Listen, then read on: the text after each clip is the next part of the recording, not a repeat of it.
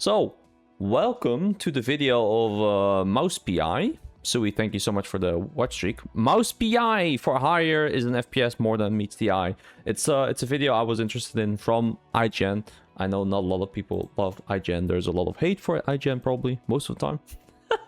I don't know. 5 is always good. So yeah, let's see. I'm interested. I was interested in the video and I want to watch it with you guys and see what you guys thought about this game. I'm wishlisting this game, so I really want to. Looking forward to this. I am pleased to report that, as it turns out, Mouse PI for hire isn't just all sizzle. There is plenty of steak there too. Just as Cuphead built an incredibly No, I never finished Cuphead. I started it like twice. I got through like the 3rd or 4th level and then I never finished it. Boss rush shooter underneath its I never finished Cuphead. Animated exterior. So too, at least based on what I've played so far, I know it is underpinning its 1930s era black and white rubber hose animation. But I'm looking forward to this one. Sound first-person shooter. Like, look at this. In fact, while its own developers have referred to it in conversations and interviews with me as a boomer shooter, I'd argue they might be selling their creation a little short. There's a lot more going on in its campaign than I thought. The end result is an action game that seems like it'll have the gameplay to match its sublime I'm looking looks. forward to it. It's coming out in like 6 weeks. Mouse PI. By now you've probably seen at least a bit of gameplay from Mouse, and thus you know, at its core, what it is. Shooter. First-person shooter with a deep commitment to looking and sounding like a Steamboat Willie era cartoon. I've already taken one test drive with Mouse last summer, and I was impressed with it then. I'm even more excited for it now after playing a chunk of a case, meaning a mission, from an advanced build ahead of its April 16th release date for PC, PS5, Xbox Series X and S, and Nintendo Switch and Switch 2. I just love the art style, and I think Cuphead is also really close to this. I like the art style. But I just don't know. I never don't know what to compare it with though. Exciting way, if I'm being honest. The intro level acts as a tutorial introducing you to I don't know where to compare it with. Ultimately familiar weapon, which is either a clever way to sidestep a potential Tommy gun trade. 13 is a game that I've actually played a lot in the past, and that is a good one. 13 is close. Doom, but cartoony. Yeah, if you have like a limited amount of weapons, that is true. Yeah. Issue, or a nod to the Guardians of the Galaxy director and head of DC Studios, which melts the skin off your animated enemies' bodies like the dip from Who Framed Roger Rabbit. Oh shit, that's sick. That's a cool animation though. That was a cool animation. We're moving. It also doesn't take long before you see how developer Fumi Games leans all the way into its 1930s cartoon setting. Flaunts. The detective genre is always interesting to me. Like the other game that I've also tried where you were playing, it was also like it was like 13. It was like the comic book art style, but I forgot the name of it. I played the demo of it, which was also like a first person, but guns weren't the focus. It was more like melee focused. Fuck, I forgot the name of it.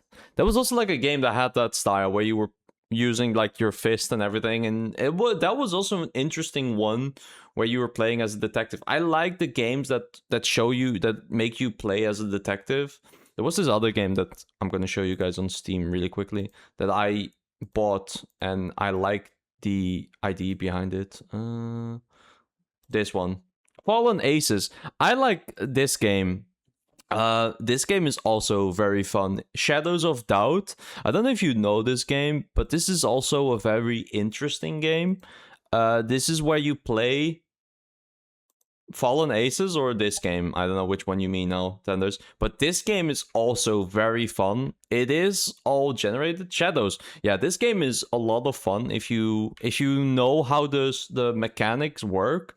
This game has a lot of fun. So you're playing as a freelance detective, and you basically every so often there's just a crime happening, and you can see if you want to solve it or not, but you can also do other detective things. And this game is actually pretty, it's a lot of fun. And these sort of games are always attractive to me. It not always have to be like I have to solve a crime, but I don't know. The old detective genres are always nice. Also like BioShock Infinite a little bit, like the old styley detective games. LA Noire, another game that I think is awesome, and I want to replay LA Noire one day, but I don't know when. But LA Noire is another game that I like. And I only wish that the crimes, the cases weren't like written in stone. So yeah. No, but it's good. It's good. Great. Even, I'll use it like crazy. Like, right now, in fact. The sound design also follows the visual aesthetic, with a jazzy soundtrack that, again, fits like a glove. And there are even secrets to discover, which is a nice little bonus. I didn't know they had like the open world hub thing. I thought it was literally like mission focused, more like Fallen Aces. I thought it was more going to be like Fallen Aces, but it's more actually. They didn't actually write this down. Did particularly annoy me though. Having to button through every single line of dialogue. It's all fully voiced, which is great, but my goodness, did I get tired of clicking through every last one of them.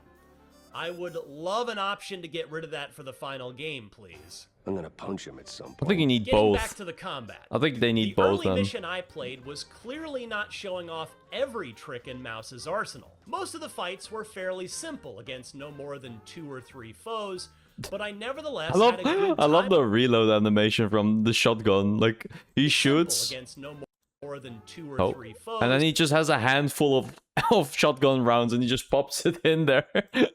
I love the animation. I love the animation style for that. For a couple of reasons. It's like a fun reload. The full-on cartooniness of this world.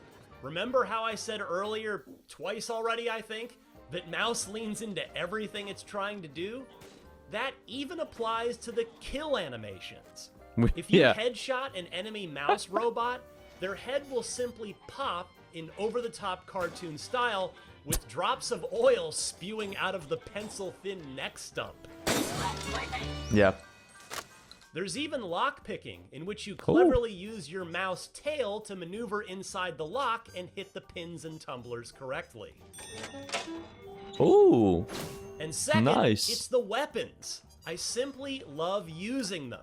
I'd wager that there are more first-person shooters in history that have used a pistol. I feel like every pistol, every weapon is very limp. Ones that haven't. So I recognize that it's not exactly. Like if you shoot the shotgun, you see the shotgun go upwards. Like than ones that haven't. So I recognize they're all very limp. Novel, but the weapons all have an appropriately over-the-top feel and sound to them. That's nice. My favorite so far is the shotgun, which has a nice kick to it, and I'd be remiss not to mention the satisfying reload animation of the James gun.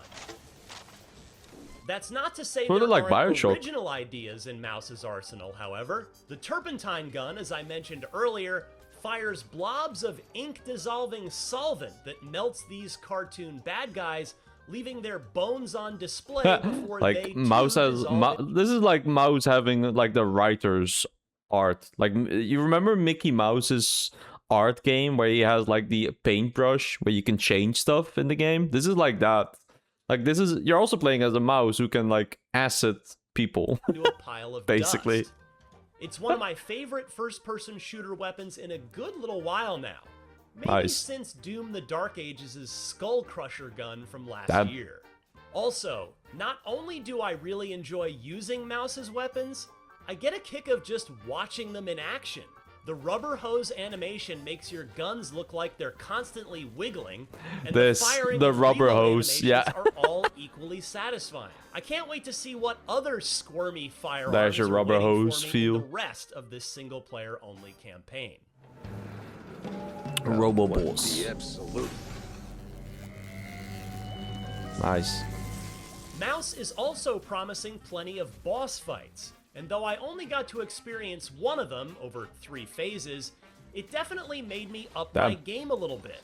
I wouldn't say I felt particularly threatened, I didn't die at all, but this was also an early mission on normal difficulty. Anyway, I faced I was off against I was gonna ask on which difficulty is this? Is this like on casual difficulty, normal?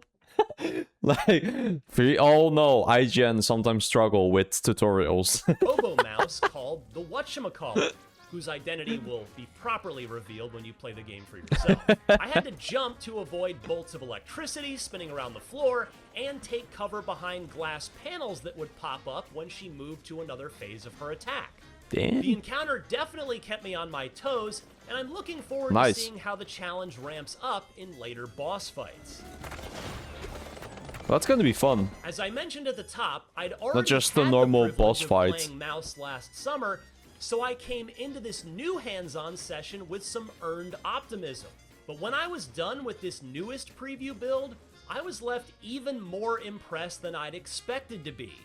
Mouse PI for Hire, based on what I've played so far, is far more than its distinct 1930s rubber hose anime. Remember that one person giving Cuphead a bad review because yeah, I think that's literally IGN wasn't it IGN review that the Cuphead game was too difficult. Look, it sure seems to have legitimate gameplay depth and mechanics to it as well, and it's moved up my list of anticipated games in a year that's already packed with some serious potential. Here's hoping that Mouse can sustain this over its entire campaign when it drops next month. Let's go. The thing that I hope the most is the upgrade weapons is actually gonna change. Like where was it again? So if you upgrade your weapons, I think Money it's for which yeah there. Like if you upgrade YouTube flashbang, yeah, increase damage, clip size, and mana reduces. Yeah, alt fire, fire street, quick, accurate shots. So I hope that every level actually changes the weapon as well, because if there's only like a limited amount of weapons, I do hope that they have like all sorts of alt fires and alternative things. I'm curious. I'm very curious to this style of gaming. I'm very curious, and yeah, like I said, I have been mouse PI. Mouse PI. I have wishlist this game for like multiple times. I think I first saw this at the summer games thing on the Steam summer thing, whatever it's called, like last year, and I'm Ice Recon. So I'm very looking forward to this game. I hope that they're gonna have like a good time, and when it's out, it's just gonna run perfectly. It's not gonna be a very high intense game. I hope 20 gigabytes. That's not too much. that's enough. But yeah, no, I really hope that this game is gonna be good, and they're just not gonna make it too easy, right? I do hope that they're gonna make it so interesting and not just a game that's like, oh, you're gonna be done with it in like 10 missions. Running with Unity, then that's usually not too that's usually pretty good. Standard wise, if the developers know how to use it, then it's usually pretty good. So I really hope that this is going to be one of those games that is just going to come out and it's just going to get updates that make it a little bit better. Like if you, the levels or the mechanics are going to get worked out a little bit, where people are going to get like, oh, this doesn't work as well. Like the thing that he said about having to mash spacebar and not having it autoplay. Like stuff like that is like things they can add to the whole game. But I just hope that the game feels great. And yeah, like he said, there's going to be, over 20 noir infused levels. And it's all going to be black and white as well. It's all going to be black and white. And maybe they'll add color. Maybe later. Maybe, or it's going to be like an unlockable thing. Unlockable movement abilities and Metroidvania-inspired levels, traversal, devastating consumer power-ups. Yeah, that was like this, where was it again? Yeah, this. You're going to have like Pompeii arms. You're going to, I think it was like spinach. If you eat spinach, you'll like get beefed up and you could just knock out somebody, which is cool. And this feels not like the Tommy gun. This is more like a Lewis gun. So there are some interesting weapons. Camera. This is the acid thing. Don't know what this is. So I hope there are going to be some interesting weapons in the game, and just really looking for it. So yeah, 16th of April. This is the one game that I'm actually I was like thinking about the games that are coming out. What am I looking forward to that is coming out in the future? And I'm genuinely thinking like, I can't think of games that I'm actually want to play, which makes me always think like, am I weird that I don't have any games that I'm looking forward to? And that's just something I'm thinking about lately. Like, the new Resident Evil came out. Resident Evil RE Requiem is out. I like the look of it, but I'm not the person that's instantly gonna buy it now that it's out. I like the look of it. I can watch other people play, but I'm not the person that's like, yes, let's buy this. I need this. So that's sort of the thing that I'm having right now. I'm sort of having, I'm on that level that I'm like, I want to play games that I'm interested in, but I need to know that they're good, right? I'm gonna be on a plane on the 16th of April. Damn, this game is gonna come out when you're in a plane, my man. Jeez. It's 6 weeks. You might get it. I can recommend. I can't recommend it, but I will play it. Speedrunning it might be good as well. I might actually, if this game, Tenders, if this game is gonna be amazing and the game is gonna be fun to play, yeah, speedrunning this might be awesome. And if so, if there are multiple people that actually are planning to play it, let's do it. Yeah, routing and running, man. I am open to that shit. If this game is actually the most fun game that I can have with for like the game that is coming out, I will 100% speedrun this. Yeah, 100%. Let's play bad games. You were also talking about Bendy, right? Bendy's, yeah, Bendy and the Ink Machine, like this. This is sort of like the same art style. This, sort of. But this is more horror style. Right? This is the other sort of game.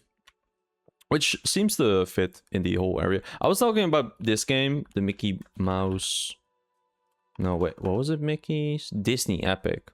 I think this is the one where he has like the paintbrush. Yeah, this is the paintbrush thing. The paintbrush.